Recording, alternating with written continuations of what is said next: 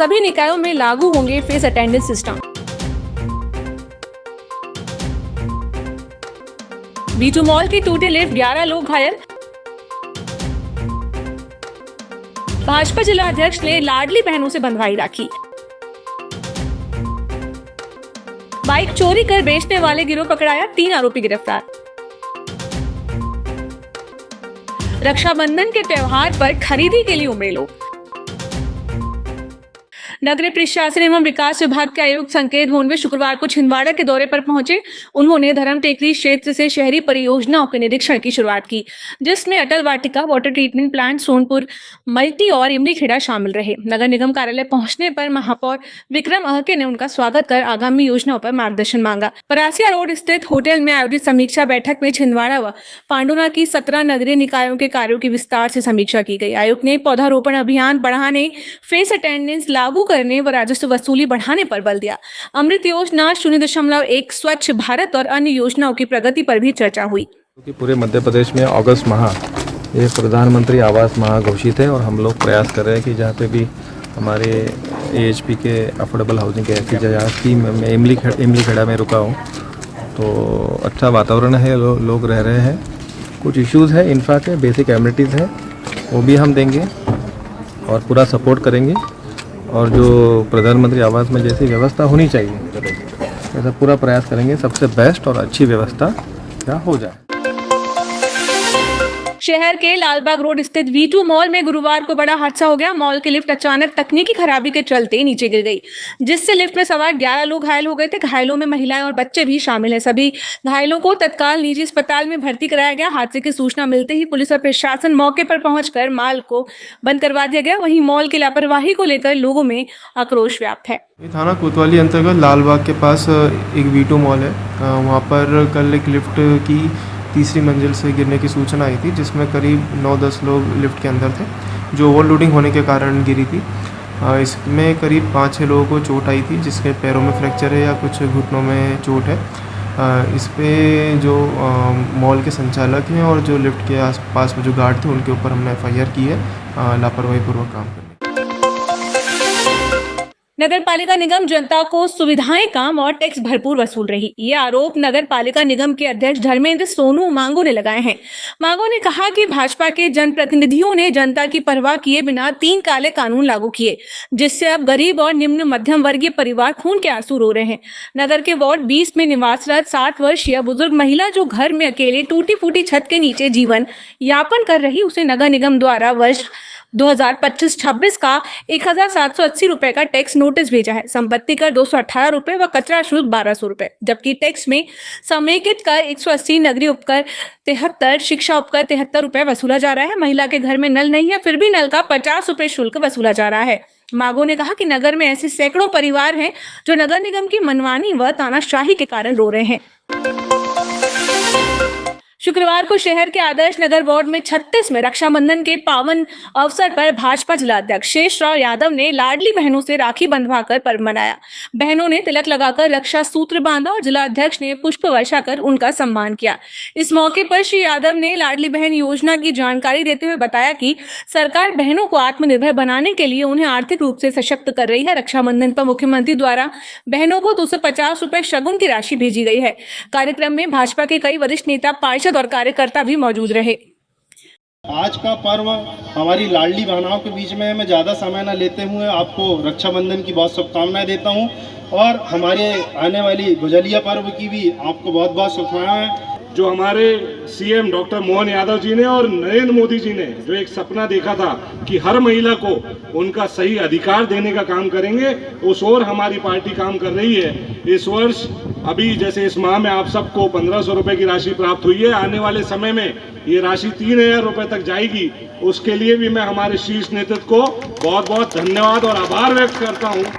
लाडली बहनों द्वारा रक्षाबंधन का कार्यक्रम रखा गया, जिसमें हमारे माननीय मुख्यमंत्री मोहन यादव जी, हमारे देश के प्रधानमंत्री जी, जो योजना उन्होंने चला रखी है इन बहनों के लिए, उनके मेरे अध्यक्ष के नाते उन तक ये राखी पहुंचा रही हैं और हमारी लाडली बहना बहुत खुश हैं सरकार से।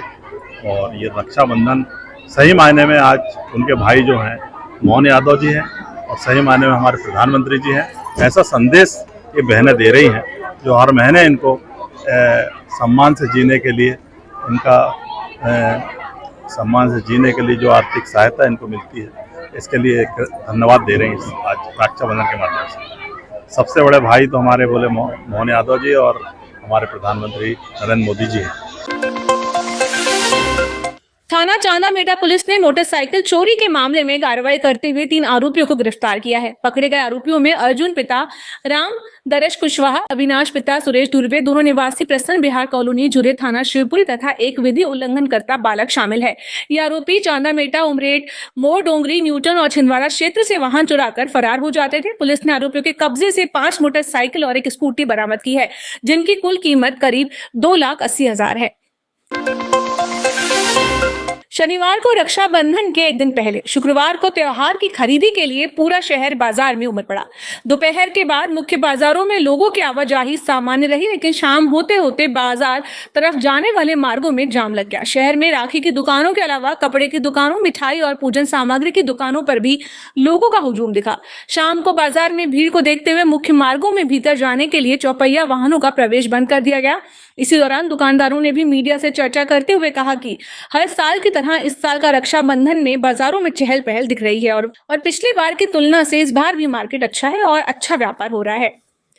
इस बार स्टोन वाली राखियां आई हैं, लंबे भाभी राखियां चल रही है, बच्चियों की राखियों में लाइटिंग वाली आई है, नॉर्मल ऐसे गुड्डियों वाली आई है। सबसे अच्छी पसंद जो राजस्थानी जो भैया भाभी वाली जो राखी है, उसको लोग आजकल ज़्यादा फैशन के तौर पे माने जा रहे हैं।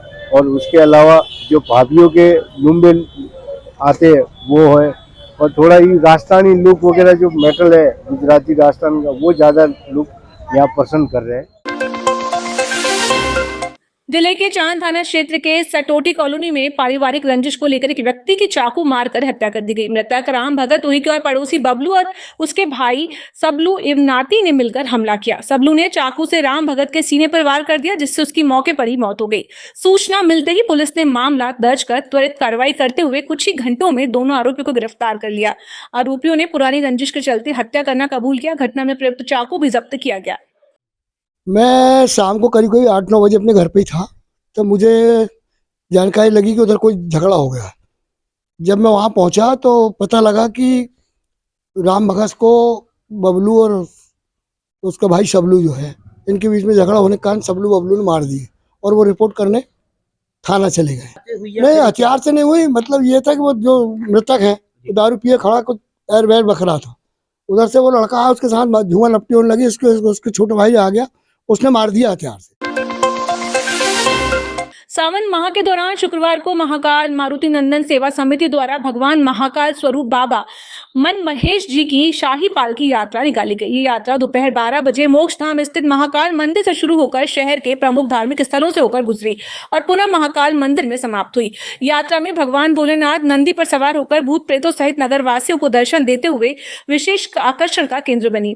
समिति ने श्रद्धालुओं, मातृशक्ति और युवाओं का इसमें सक्रिय सहभागिता के लिए आभार व्यक्त किया।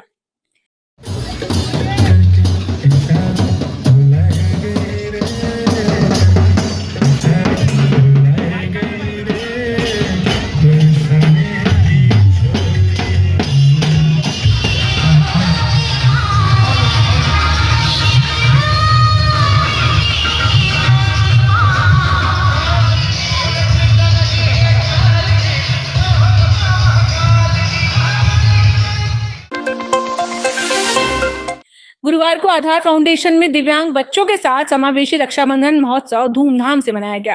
कार्यक्रम में पुलिस अधीक्षक निवेदिता गुप्ता मुख्य अतिथि रही। वहीं समाज सेवी दीपक राज जैन ने कार्यक्रम की अध्यक्षता की। दिव्यांग बच्चों ने अतिथियों की राखियां बांधी और उपहार प्राप्त किए। बच्चों ने सांस्कृतिक प्रस्तुतियां देकर सबका मन मोह लिया। इस आयोजन में समाज सेवियों और सामाजिक संगठनों की भागीदारी रही। सभी अतिथियों ने आधार की सेवाओं की सराहना कर दिव्यांग बच्चों को उपहार दिए और संस्था के विशेष शिक्षकों को भी उपहार देकर सम्मानित किया गया। आधार फाउंडेशन नाम ही अपने आप में अद्वितीय है, फिर सक्षम भी इसका नाम है। साधना, समर्पण और धीरज, इससे जिसकी परीक्षा ली जाती है आए दिन सभी की, ऊपर वाला भी लेता है। मुझे लगता है उस परीक्षा में ये ऑलरेडी पास कर चुके हैं। तो महेश जी और सरिता जी को मैं ढेर सारी शुभकामनाएं देती हूँ। ईश्वर उनको बहुत सारी शक्ति दे ताकि इस तरीके के जो भी शाखाएं हैं उनको वो चलाते रहें, और मैं उम्मीद करती हूँ कि इस तरीके की संस्थाएं अन्य जिलों में भी रेप्लिकेट। जिला विधिक सेवा प्राधिकरण छिंदवाड़ा के निर्देशानुसार नोनिया, करवल एवं माली मोहल्ला स्थित आंगनबाड़ी केंद्र में विधिक जागरूकता शिविर आयोजित किया गया। कार्यक्रम में सचिव राकेश सिंह ने महिलाओं को घरेलू हिंसा अधिनियम 2005, पारिवारिक विवादों में मध्यस्थता, निःशुल्क विधिक सहायता और भरण पोषण के अधिकारों की जानकारी दी। साथ ही बीएनएस की धाराओं 74 और 78 तक के तहत महिलाओं के साथ होने वाले व्यवहार पर कानूनी कार्रवाई की जानकारी भी दी गई।